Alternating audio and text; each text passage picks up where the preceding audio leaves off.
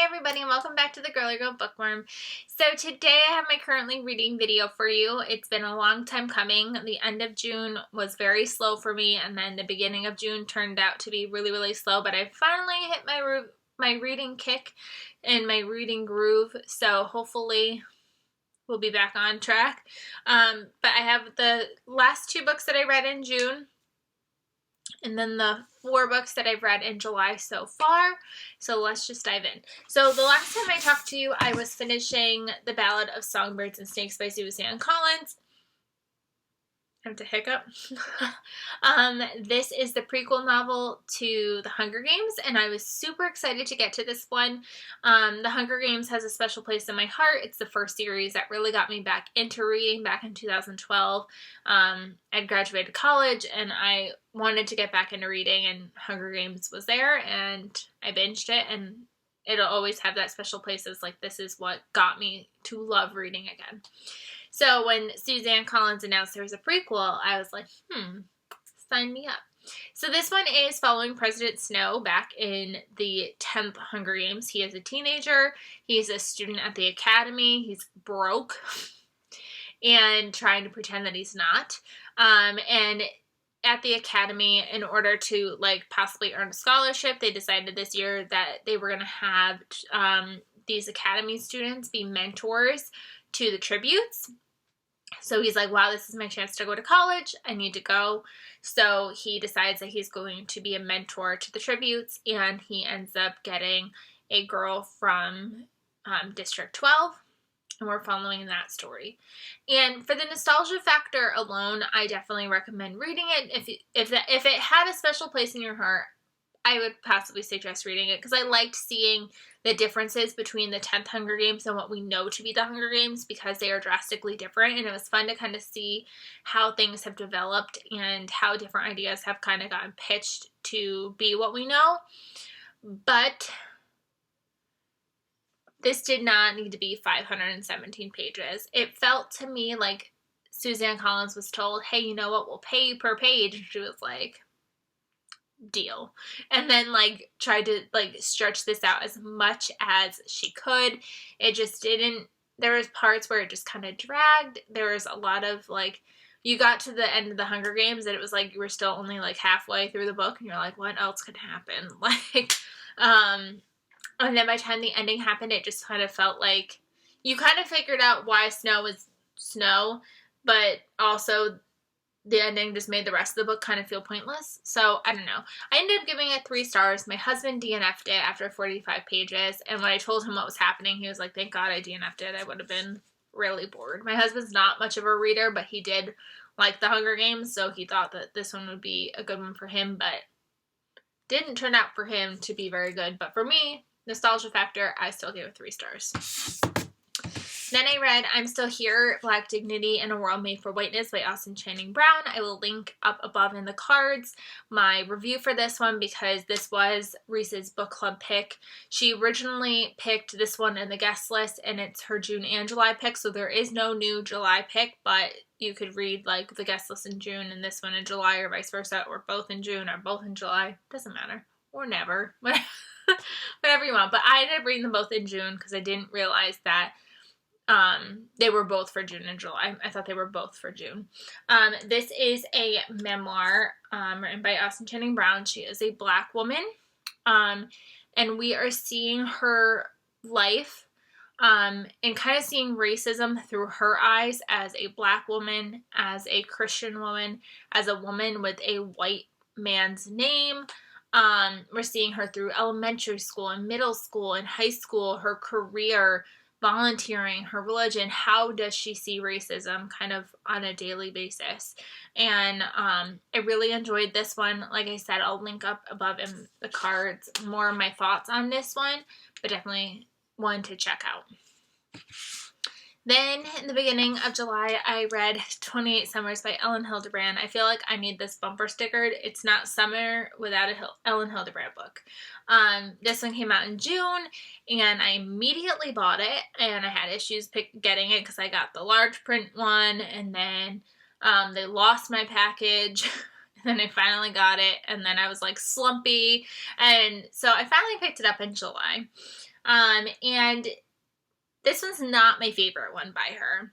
It's a very unique story about a man and a woman, and they meet. This woman has just recently come into inheriting her aunt's beach house on Nantucket. So she moves there to live there. And while she's there, her brother's like, hey, I'm getting married. Can I use your house for my bachelor party? And she's like, sure. And him and his two friends come, and she meets this one of his friends, and they kind of have this like instant connection. But she lives on Nantucket. He lives in DC. It's never going to work. So she kind of decides they're going to have this like every year kind of situation where every Labor Day he's going to come to Nantucket no matter what. They're going to kind of like relive their weekend every year. I think it's called Every Year Same Place or something like that. Every year same place. And they're going to reenact every year. So we are following them for 28 summers. And the prologue immediately told me, you are going to be bawling your eyes out by the end of this book. And it's totally true. By the end, I was sobbing. Like, I could not even, like, read the last few pages very well because I couldn't see through my tears. I was sobbing. But it does get a little repetitive. We're seeing them through 28 summers. And things obviously come along, bumps in the road, babies, marriages, things like that. So we're seeing things going on and progressing, but it's still like I needed something more from it. I did love at the beginning of each year, Ellen would say like, okay, it's the year 2002. What are we talking about? And she would include like terms, people, shows, characters that like we were talking about in that year. So it was really fun, and it really put you in that mode, so that way it didn't feel like you were just like reading, repeat. It like kind of changed your brain to like, okay, now we're in 2005. Now we're in 2008. So I liked it. It just got repetitive, and then by the end there was this big political statement being made, and I like don't understand why it felt the need to be in this book. I like get it, but at the same time and it's an important issue, 100% an important issue, but just not what I wanted in my like fluffy summer beach read, if that makes sense. So I liked it. I thought it was a good book. I still gave it 4 stars, but I think I definitely have more. Like, she's written other books that I've liked more. It could be the topic. Like, even when I first picked it up, Jen from Reading with Pugs goes, there's topics in there you don't like. And I was like, that's fine. Because I assumed it was cheating, especially if they're meeting year after year. But that didn't even bother me. It was just, like, the repetitive nature that, like, bothered me. So not my favorite, but it's okay. It was good. It was good. I've seen a lot of 5-star reads, so don't just take my word for it. Definitely check it out for yourself. And then I read The Lion's Den, and I got this through NetGalley. This came out in June, but with the Black Lives Matter movement going on and my slumpiness, I did not make it to any arcs last month. So I definitely wanted to make sure that I am fitting some in this month. So I read The Lion's Den, and I ended up giving this one 3.5 stars. And it's about this girl, and she's got this really good friend. I think her name's Belle. Yeah, Belle. And she's got this friend, Summer. They've been friends since high school. And Summer is now dating this very wealthy rich man. And it's her birthday, and they invite all of the friends to come out on this boat to Italy, and that they're going to have this amazing vacation. And so she goes, even though she knows that, like, her and Summer haven't exactly been, like, on great terms leading up to this trip. And when she gets on this trip, things seem a little off. Like, they have to give their passports over. They have to sign an NDA. It's just, like, not giving her the right vibes. I ended up giving it 3.5 stars because, for the most part, it was enjoyable. It was fine. I was like, this is great. This is probably like a 3-star read. And then by the end, like, I got the twist. And I was like, well done. And then, because I was going to give it 3 stars, but I wanted to see how the ending did. If the ending, like, wowed me, it was going to go to 4. And so the twist happened, I was like, oh, this could be a 4-star read. And then the ending kind of happened, and it felt like, okay, we just, like, things came together a little too easily. So, the ½ star for the twist, but it couldn't get to that 4 because the ending, like, everything just pieced together too nicely. So I gave it 3.5 stars. It was a fun read. I've seen a lot of 4-star ratings for this. I've seen a lot of 5-star ratings for this. So again, it could just be me. It could be I was just still slumpy and a mess. But yeah, it ended up being a 3.5 star for me. I don't regret reading it. I thought it was a lot of fun, so I still am glad that I read it. Perfect, like, summer read, especially because it does take place on a boat in the summer, and you could, like, feel the heat radiating off the pages. Then after that, I was like, you know what? Do you remember that you've been craving fantasy and Hunger Games didn't quite do it? I was like, yeah. So, like, let's pick something up fantasy-wise. So I picked up Crave by Tracy Wolff, which is actually more paranormal than fantasy. Are paranormal and fantasy the same thing now? I don't know, but I picked this one up, and this is book 1, and I believe a trilogy. The second book comes out in September, and let me tell you guys, the minute I finished this book, I ran over to Amazon, and I pre-ordered book 2, because I just needed to. This book is 530 pages. It's actually 571, but the last few chapters are actually, like, chapters from earlier, but told in the male perspective, so I didn't read those. They just didn't feel necessary after I just read the story. I don't need to read it again.